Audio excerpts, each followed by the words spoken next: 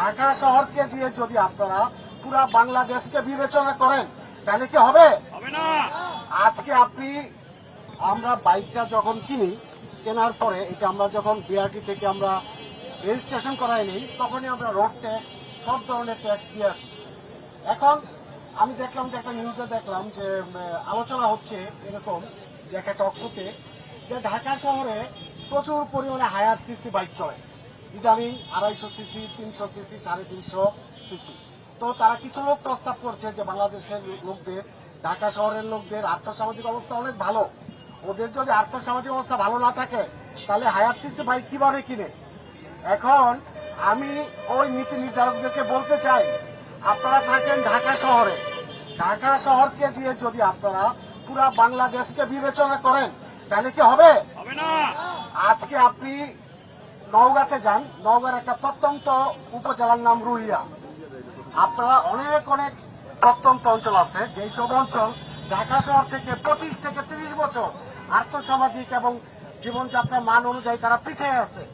আজকে আমরা আমাদের উপর যদি এই ঢাকা শহরের উপর যদি ভিত্তি করে আপনারা এই অযৌক্তিক ট্যাক্স আমাদের উপর নির্ধারণ করেন, তাহলে সারা বাংলাদেশের এই বাইকাররা কি করবে?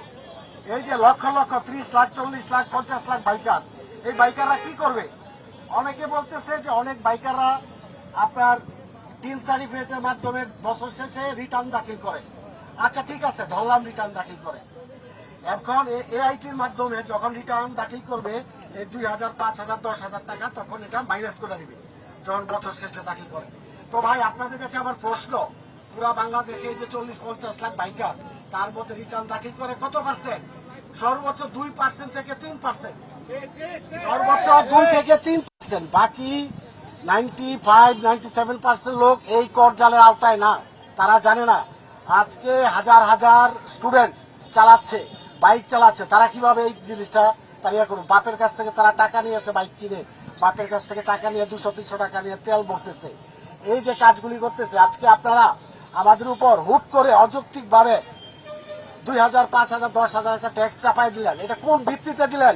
এটা এখনো আমরা বাইকার সমাজ, পুরা বাংলাদেশে এই বাইকার সমাজ ক্লিয়ার না। আজকে আপনারা অনলাইনে দেখেন, ফেসবুকে দেখেন, বাস্তবে দেখেন, সকল বাইকাররা আজকে এটার প্রতি একাত্ম হয়েছে যে আমরা ট্যাক্স দিব না। কেন দিব না? কারণ আপনাদের ট্যাক্স দরকার, ঠিক আছে, আমরা দাম দিয়ে বাইক কিনি, ঠিক আছে, 156% ট্যাক্স, 98% ট্যাক্স বেশি দিয়ে আমরা বাইক কিনি, ঠিক আছে।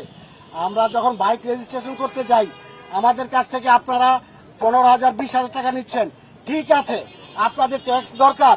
আমরা বাংলাদেশের নাগরিক, আমরা চাই বাংলাদেশ আগায় যাক, বাংলাদেশের ট্যাক্স দরকার, বাংলাদেশ তো আমাদেরই দেশ।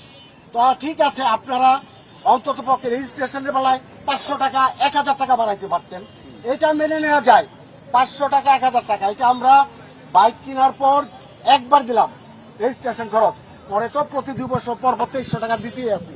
কিন্তু প্রতি বছর 2,000, 5,000, 10,000 টাকা দেওয়া, এটা ভাই আমাদের পক্ষে সম্ভব না। আজকে অনেকে বলতেছে যে এইভাবে যদি দিতে হয়, এইভাবে যদি ট্যাক্স দিতে হয়, আমরা দরকার হয় বাইক আমরা বাংলাদেশ সরকারের কাছে জমা দিয়ে দিব যে আপনারা আমাদের বাইক নিয়ে যান, আমরা বাইক চালাবো না, আমরা তারপরও ট্যাক্স দিতে পারবো না। আমরা কি ট্যাক্স দিব?